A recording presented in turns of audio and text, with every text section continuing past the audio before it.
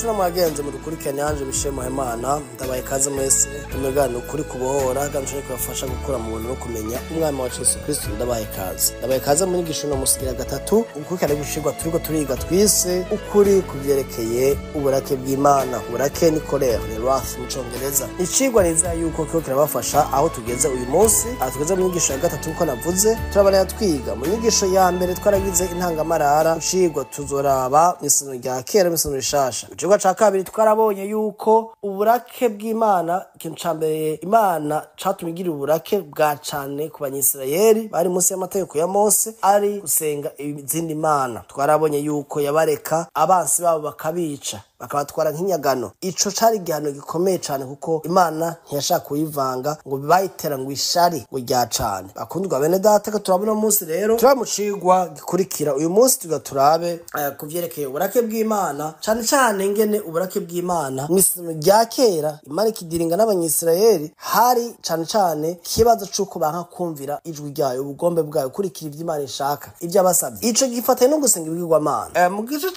co gusubira mu vyagezwe kubavuga ikinyarwanda ni guteka kwa kabiri ciki ca mbere murongo wa 26 kuduga ushaka gusonga ku mirongo 46 kumbure haravuga 26 haravuga ngo yamaramweho ntimwemera kuduga murangarariza mwanka icagezwe cohoraho Imana yanyu uyu ni Mose akavugana n'abanyisirayeli mwidodombera mu mahema yanyu ngo uhoraho arabanka nicatumye abakura mu gihugu ca Egiputa ngo abatange mu maboko y'abamori babarandure. Muravuga muti none tuduga tuja hehe? Bene wacu tuba turanduye imitima ngo abantu baho ni banini kandi baradusumba ngo nk'ibisagara byabo ni binini bizitijwe inzitiro z'amabuye zigera mw'ijuru ngo kandi babonyeyo n'abanaki abajeya maze ca ndababarira nti ntimucike ivutu kandi ntimubatinye ngo mubagirire ubwoba kuko uhoraho Imana yanyu umwe ahora abaja imbere ariwe azobagwanira nk'uko mwabonye ivyo yabakoreye byose muri Egiputa no mu bugaragwa aho yagenda abaterura nk'uko mubizi nk'uko umugabo aterura umwana wiwe mu rugendo mwagenze rwose gushitsaho mwashikiye aha hantu. Ariko naho vyabaye bityo mumvirize ntimwizeye uhoraho Imana yanyu. Baranse kuyizera. Yahora abaja imbere mu nzira kugira ngo abaronderere aho mushinga amahema mwijoro ahagendera mu muriro kugira ngo abayereke inzira mukwiye gucamwo ku murango ahagendera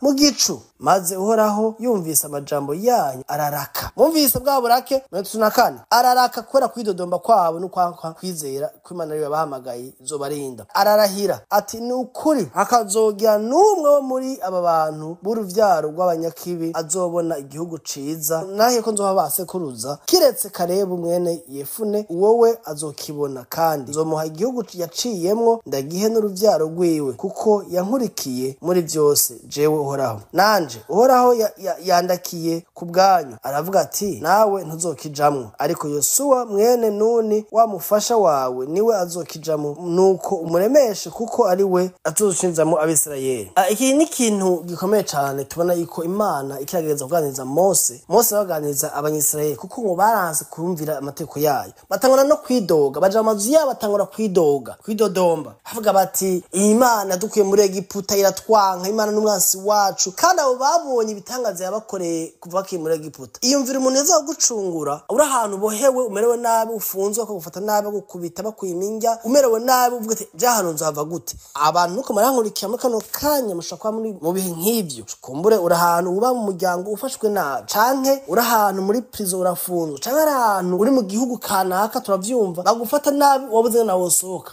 Imana igacizika kurungikira umuntu avuga ati sohoka va ngahe ngo tugende gakora ibitangazo ukabibona kakukora ibitangazo ukajabuka ukava muri ico gihugu urimo canke aho hantu uri mu bitangaza bitumvikana hamogeze mu nzira ugahora ari ingorane zikenya batangura kwidoga ngo jewe wa muntu ngo aranyanga ngo yanzanye ngaha ngo banyice uyo ngo meze hariya hantu ntiwahakunda warahanka warasenga mu munsi uvuga uti Imana nkuraha Imana yaje gukuye ugeze mu nzira kuruhuye n'ingorane ukwizera kwawe gukekeranya ubugombe bw'Imana ku buzima bwawe hanyuma utangura gutuka Imana. Nivyo vyabaye ku banyisirayeli batangura kwicuza batangura kuvuga ngo Imana iratwanga Imana ngo iraraka cane. Imana yarakariye abanyisirayeli gusa yarakariye na Mose. Isezerano bafise ko kuja muri gihugu c'isezerano cyo Kanani bakabaho uko bidegemvya mu gihugu c'amata n'ubuki, mu make aratamuvumo bariko anatabuja bariko. Bene data, abantu ngo baridoga ngo bagira Imana ibagirira uburake bwinshi cane. Twaneze yuko ikintu catumye Imana barakira sugisenga ibigwamana gusa, ariko kandi no gutemera ijambo ryayo, no gutemera amasezerano, no gutemera ubugombe bwayo ku buzima bwayo. Ikintu kirakomeje na Mose ntiyabonye ico gihugu. Abantu bose barahonye kese Karebu n'umuryango wiwe na Yosuwa n'umuryango wiwe. Abandi bagiye bose yaje n'akaso Rishasha bavukiye mu nzira muri ya myaka 40 bamara bari mu bugaragu. Urumva yuko ico kintu ari ikintu gikomeye cane. Kadusimbere muri Yosuwa igice c'indwi umurongo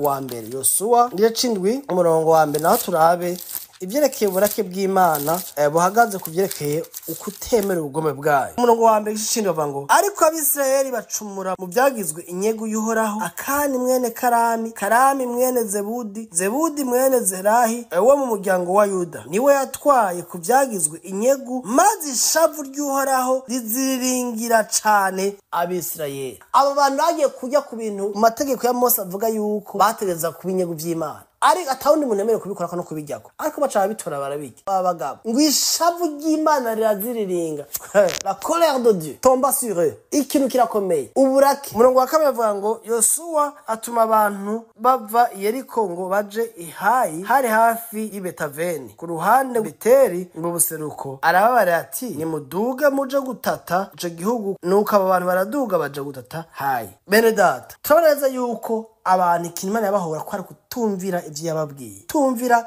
ivyo yababujije, kurenga ku mategeko, kurenga ku masezerano, kurenga ku mabwirizwa yabo, kurenga ku bugombe bwayo. Aho hari misino rya kera hari ingaruka daca ziba baca babica.